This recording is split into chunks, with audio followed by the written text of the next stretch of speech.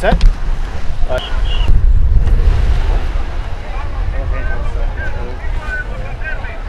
Hey, how are you doing?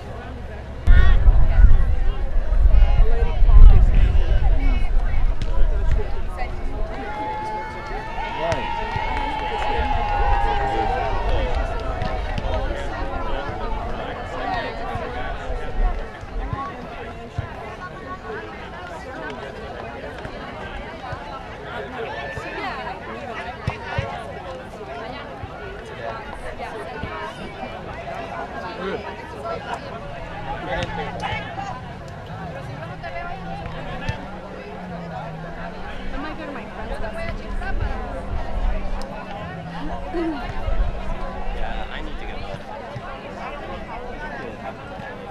Yeah, it would really help me be a lot more organized. Yeah, we kind of had a hard time too. Yeah, Browner, he was a teacher. He was a teacher at Fort High School, so he has a little bit. This guy, he's never taught. He was taught at West Point. I think it's over now. Teaching because they don't think he was supposed to do. Really? Put him in jail. They put him in They're giving away free tea. and then he was. They might just be breaking. 2 years, and then he was. They got here at what, like 11? Before. Really? 11, After yeah. Wisconsin, so I know all about that. You don't have to really. The crowd really grew. Anybody stupid enough to take the job. Kind of a suicide job. There's a lady here. Good idea to. There's a lady here earlier. Her son was killed like 3 years Well, he ago. did right at the beginning. Who's that? In Iraq. There's a lady here earlier. Her son was killed like 3 years ago. Really? In Iraq, yeah. Pretty moving to hear her He said, story. give kids.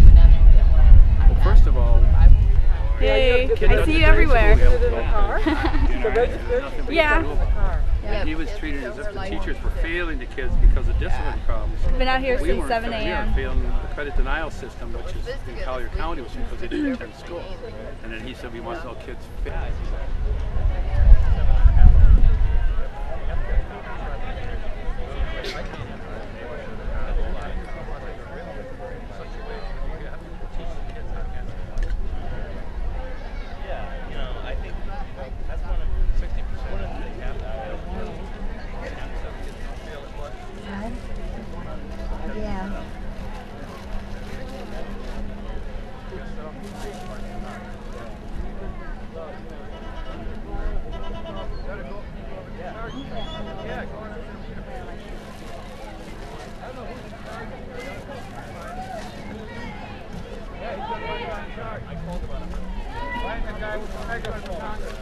I don't know who it is.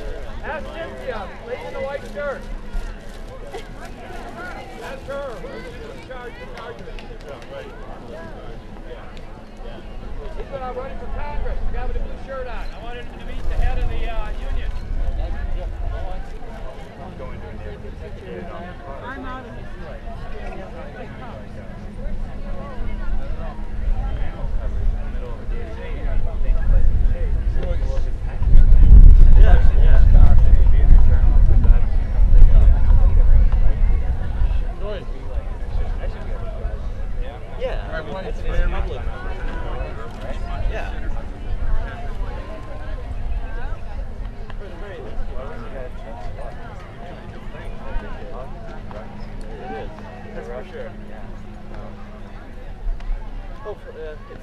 You see Tony?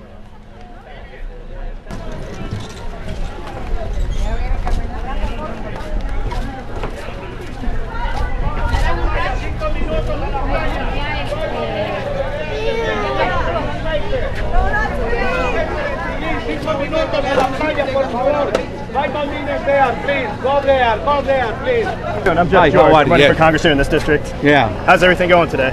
It's okay. Do you have any questions? This guy is very, this guy too. I'm very busy today. This is people. The news is going to go live Hey, how at you 12:00. doing? I'm Jeff George. I'm running for Congress here in this 14th district. You're running for Congress? Oh, excellent. Running up against Connie Mack. So how's everything going today? We got, we're trying to raise public awareness on the plight of them trying to outsource the custodian jobs.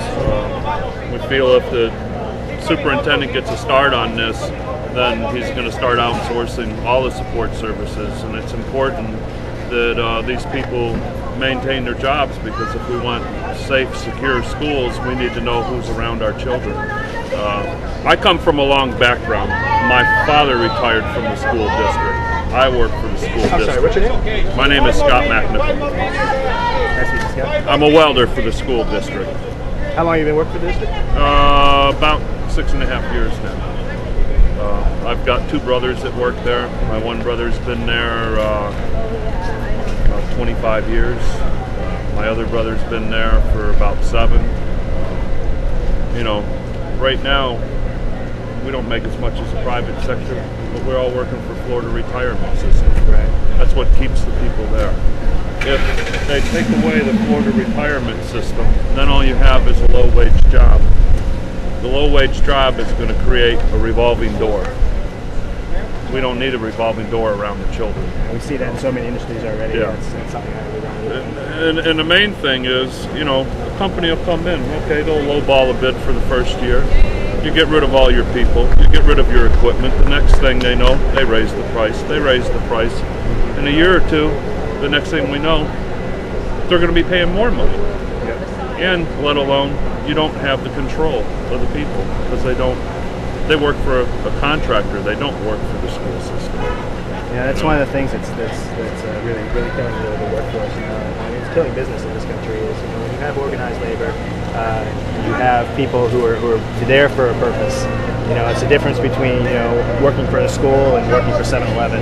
Yeah, and it's this is one of the big issues. I think hopefully we're kind of coming full circle around. People are starting to realize again how important it is that labor has a voice in this country.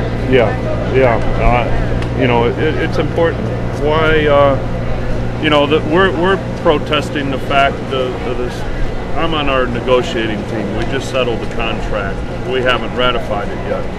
But at the negotiating table, we had been asking the district for more than 3 months, are there any studies being done on outsourcing, any privatization studies at all? And we were repeatedly told at the table, no.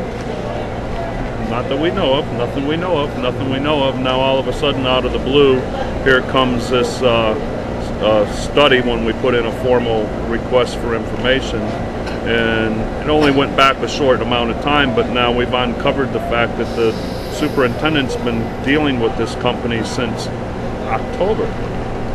They've been brought into the district, they've been given tours of the schools, how much staffing we have, how much they're paying the staff, what they're putting out. So how can you get a competitive bid from somebody if you give them the bottom line of what you're actually spending? What company is not going to go underneath what you're already spending? Right. I mean, I was in business for myself for 18 years before coming to the district. I know that game. I mean, that's not a realistic bid. What we're asking for is a 90-day moratorium. Let's back off of this. Why make a decision so quickly? And let's have an independent study done. Let's see if it really is. When are they going to make the decision as of now? Well, right now, the board is refusing to even talk about it. They say that the superintendent hasn't put nothing in front of them. The bids for the outsourcing is due on the 30th of this month. Okay, and then I believe it's the 12th that they're going to bring it in front of the board. So the board isn't going to look at a study. The board is going to be presented with, this is what I want to do, these are the companies, this is the cost. So now one company's been studying it since October. The other companies were brought in April 1st. So who has the advantage here? Now this is the same company that he outsourced up in Rockford, Illinois. So with him outsourcing up at Rockford, with this same company. It was a $3.5 million savings there, and now he said it's a $3.5 million savings here. If you go on this GCA Services website, our superintendent's on their website giving a testimonial for this company. Somewhere there's yeah, that's definitely not a fair bidding process. No, not at all, not at all, and that's what we're asking for is fairness. Yeah, I think at least 90 days is reasonable. Sure. I mean, not just for an independent study, but for the other companies to put together a realistic bid. Yeah. I mean, like you said, it's always an issue, you know, when you're bidding for a public contract. Yeah. I mean, you know, I've seen this happen so many times. You know, I live in Cape Coral, and I mean, you see what happened with MWH down there. Yeah. I mean, they bid one thing, and then you know, you give them the contract, and the price series steadily escalates. Yeah. You know, I hate to see it happen. I used to be a groundskeeper out at Palm Meadow Ridge High School. We have private companies that take care of the common areas. In their contract, they're supposed to clean up the trash. They're supposed to Sure, you got this one. mow their areas. When I was out there, they had an area next to one of my ball fields, and they weren't maintaining it. And it's reflecting on me, but I'm not going to do it, because if I do it, then I own it, right? Right. So I would complain to my supervisor, this isn't getting done, this isn't getting done, it looks bad, they're not picking up their trash, they mow over their trash, it blows debris all into my area, and then I have to pick it up because I want to do my job properly. So it took me 3 months of complaining to get something done about the lawn company out there. Now I can't go up and talk to them because they don't have to listen to me, because they're not employees of the district.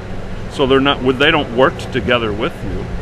And this is the same thing they're going to get. If they outsource in these schools, it's the same thing they're going to get. A teacher's not going to be able to walk up to the individual custodian and talk to them because they're an hourly employee and they don't have to listen to you. And I tell you, you know, you're absolutely right. I mean, once they do that in one sector, they'll do it across the board. Yeah. How you doing? Yeah, that's something that we don't. Hey, strangers. That's something we don't want to get started on. I mean, I came here. You know, bottom line is we're all here for the children. I thought for job security and a retirement. But if this all changes, you know, I personally, if they take away the Florida retirement system, I'm out of there. I'll either go back to working for myself or go find a job elsewhere in a retirement system. Because if it was just a wage, there would be no reason for me to stay. You know? So I'm hoping that with what we're doing here and showing support and getting out and trying to inform the public and let everybody know that this is what's going on in your school system, that the people can come up and get involved. Yeah. Because I mean, the big problem, you know, something that's been killing schools for a while is, I mean, you know, every politician, and hopefully I won't be guilty of this, but every politician goes out there in election year and says you're paying too much taxes, I'm going to cut your taxes. You know, I mean, we see what happened with Amendment 1. I mean, for a $250 savings per year, I mean, we're destroying our education system, we're destroying our emergency services. I mean, we're going to see the infrastructure decline in this state. My wife works for the county in utility billing and customer service. They've eliminated positions that they needed to fill. They didn't replace nobody. They're trying to offer early retirement for those that are close to retirement, and you know, so what? I was against the amendment. For a $250 savings, we're killing the police departments, the sheriff's department, the fire department, all our services from the county, and then they claimed that it would never touch the schools, and now all the schools are facing these deficits and shortcuts. I don't understand it. You know, it's funny. You know, you talk to every county and city government person I talk to in the state. It doesn't matter if they're Republican or Democrat. They all sound like a Democrat now. Yeah. You know, when it comes to taxes, because they realize. I mean, when you have to deal with this sort of thing on a day-to-day basis, like a municipal and county worker, and for the individual, what's $250 these days in age? A couple tanks of gas? What kind of savings is that? That's nothing realistic. A couple tanks of gas. That's being optimistic. Yeah, it depends on what you drive. I gotta head down to. I'm gonna talk to the. Your group's gonna be here for a little while. Yeah. I was talk to the veterans group down here. I'm going to speak at noon, and then I'll be back. Oh yeah. This is my card here. Let me give that to you. And all right, Jeff. I'll be back, and again, I want to talk to you guys a little more this afternoon. So. Okay, great. It was very nice. Nice meeting you, to Scott. Nice meeting you too.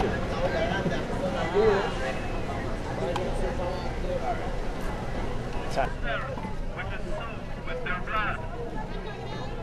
We pray that all your children may be enlightened by the spirit of your Son and develop in their hearts the desire to work for you. Hear the cries and supplications of all humanity. No more war. No more adventure without return in the cycle of violence, revenge, and greed. Enlighten the leaders of all nations, so that in view of the lesson that history demonstrates, they will no longer entrust to war the work of resolving the problems of living together among peoples, but commit themselves to tolerance and non-violence. May the peace given by your crucified and risen Son flourish in our land. Grant in our time days of peace and reconciliation. Amen.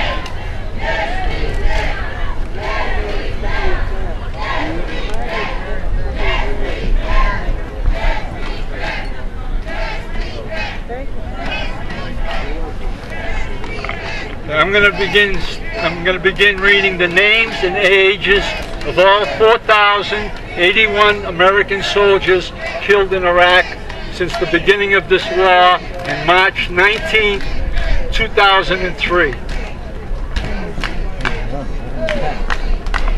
J. Thomas Auburn, 36 years old. Ryan Anthony Buford, 30 years old. Thurin Shane Childers, 30 years old. Jose Antonio Cortez, 22 years old. Brian Matthews Kennedy, 25 years old.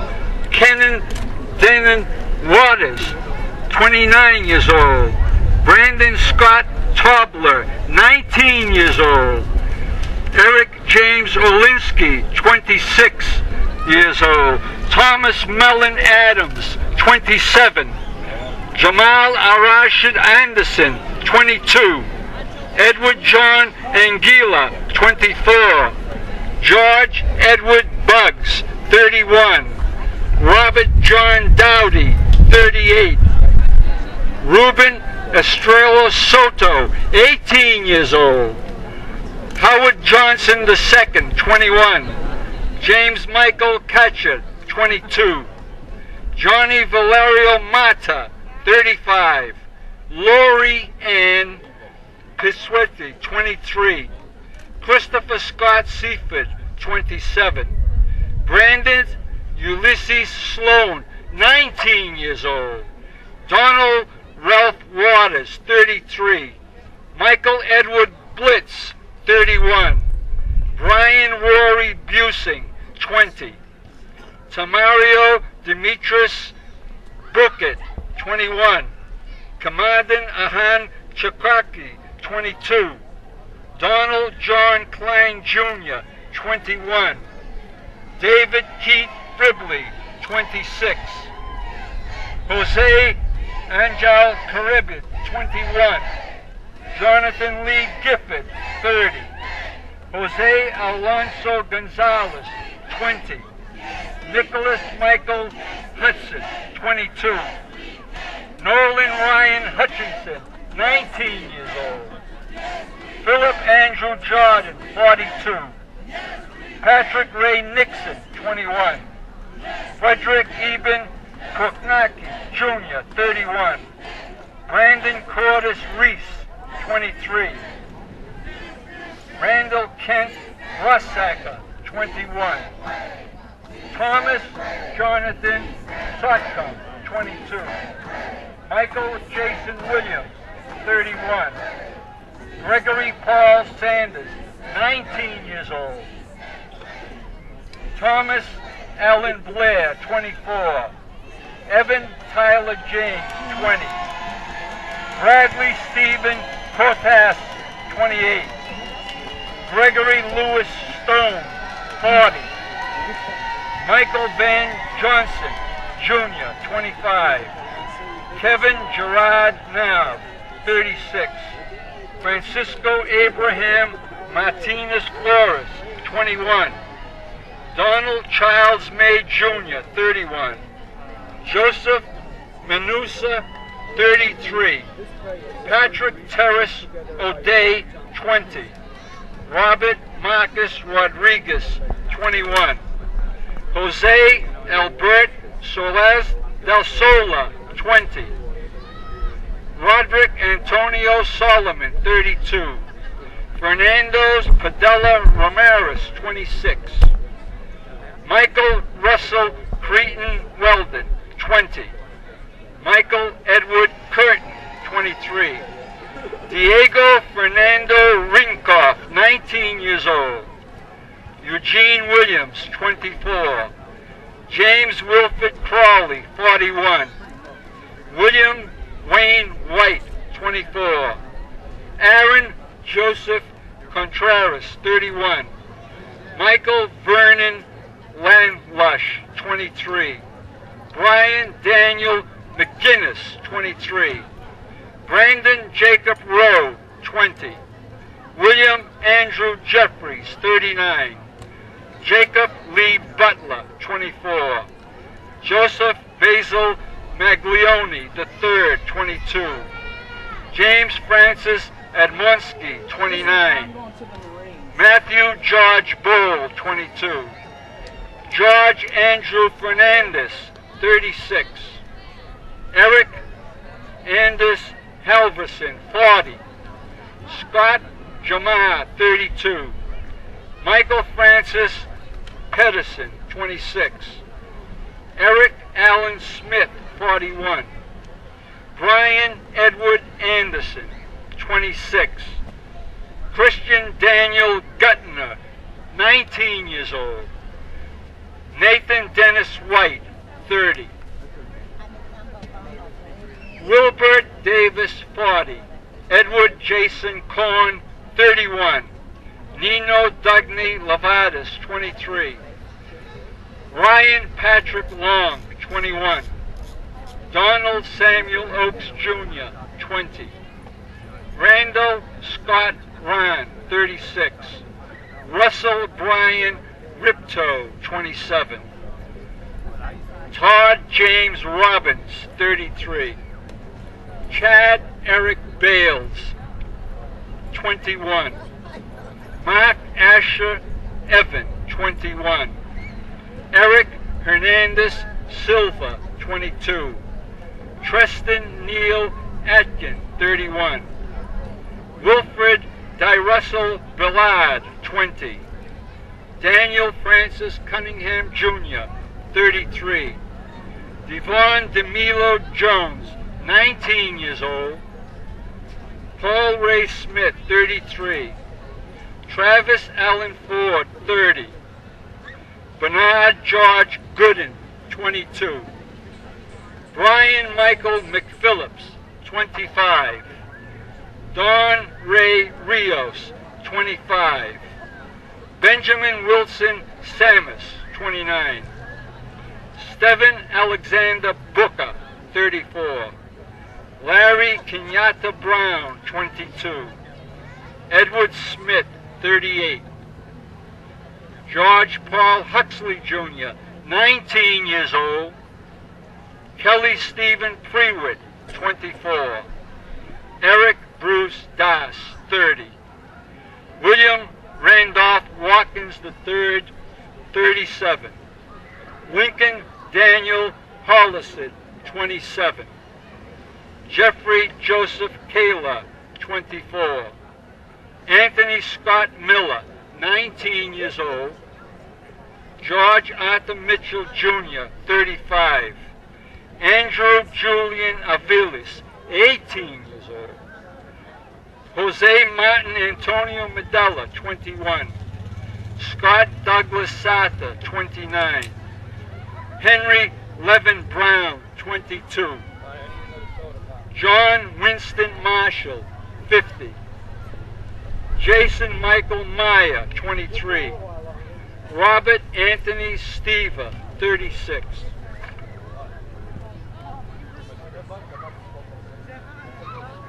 Warren Guadalupe Gaza Jr., 20. Terry Wayne Hemington, 39. Jeffrey Edward Bohr Jr., 39. Augusto Tijada, 26. Jose Angel Gonzalez, 22. David Edward Owens Jr., 20. Gil Mercado, 25. Joseph Akvido, 46. John Ellie Brown, 21. Thomas Arthur Foley III, 23. Joseph Patrick Mayak, 20. Richard Allen Gowood, 32.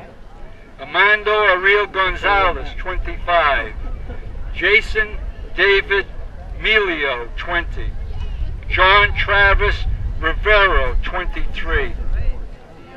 Roy Russell Buckley, 24. Andrew Todd Arnold, 30. Robert William Channel Jr., 36. Alan Dina Lamb, 19 years old. Troy David Jenkins, 25. Osvaldo Orozco, 26. Larson Bertel Sullivan, 21. Joe Jose Gaza, 43. Jesse Allen Gibbons, 34. Sean C. Reynolds, 25. Jason L. Dibler, 20. Marlon T. Rockhold, 23. Richard P. Carl, 26. Hans N. Gutzian, 31. Brian K. Van Dusen, 39. Cedric E. Bruns, 22. Matthew R. Smith, 20. Jacob Henry Kowalski, 21. Jose F. Gonzalez Rodriguez, you're next, 19 years old. Patrick Lee Griffith Jr., 31. Nicholas Brian Kalbecka, 19 years old. David T. Nutt, 22. William L. Payne, 46. Rashid Sahab, 22. Douglas Jose Manakovas, 28.